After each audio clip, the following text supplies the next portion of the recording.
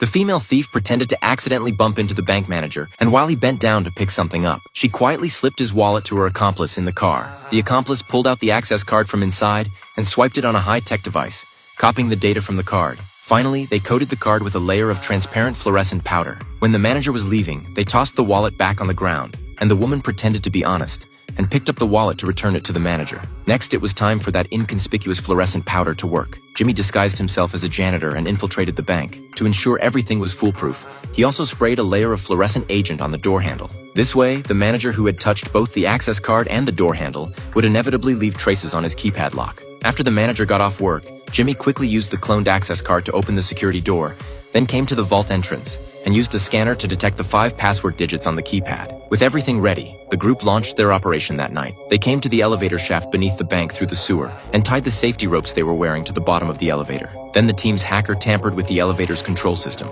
In an instant, the elevator started rising rapidly out of control, taking them directly from the basement to the 33rd floor where the vault was located. But the next part was the most troublesome. Just knowing the password digits was far from enough. They needed to record the most likely password sequences and try them one by one. At this point, the security guard was also alerted by the sound of the elevator's emergency stop and was preparing to come check the situation. Fortunately, at this critical moment, Lady Luck was on their side. Out of 120 password combinations, it only took 1 minute to figure it out. However, their ordeal had only just begun, because the vault's steel door was surrounded by a dense network of laser alarms, and there was also a combination lock on the steel door itself. But everyone came prepared. To obtain the password on the steel door, Lisa raised a modified shotgun and fired dry ice repeatedly at the keypad buttons. Since the bank used a top-tier security system, if the password was entered incorrectly even once, the previous correct password would become invalid. The next day, the bank president triggered the alarm right after entering his password. Then the security company gave him a new reset password,